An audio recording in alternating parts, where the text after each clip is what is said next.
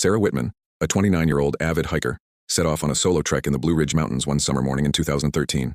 She texted a friend that she would return by nightfall, as she had plans to meet her sister for dinner. But when she never showed up, her family grew worried. By the next morning, park rangers had launched a search. Sarah was experienced and familiar with the trails, so her disappearance was baffling.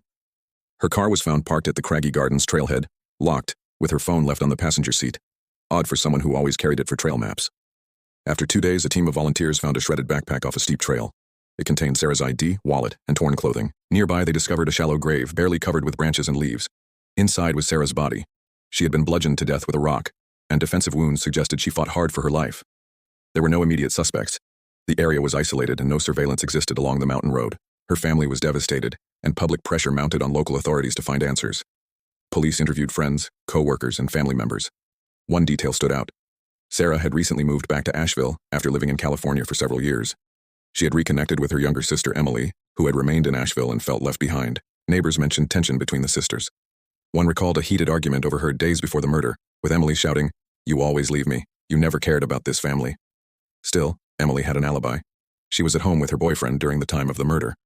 Police didn't consider her a strong suspect until a piece of evidence changed everything. Forensics found traces of glitter and a unique floral lotion on Sarah's backpack.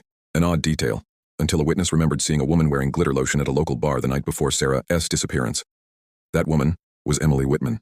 The police obtained a warrant to search Emily's apartment. Inside, they found a pair of muddy hiking boots with dried blood in the tread, a torn piece of Sarah's jacket in the trash, and a rock hidden beneath the sink with trace blood evidence. DNA confirmed the blood on both the boots and the rock belonged to Sarah.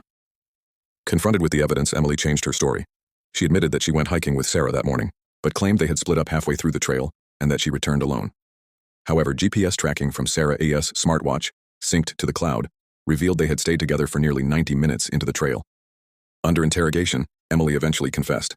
Emily's confession revealed a complex web of emotions. She harbored deep resentment toward her older sister, who she believed had abandoned the family after their mother died.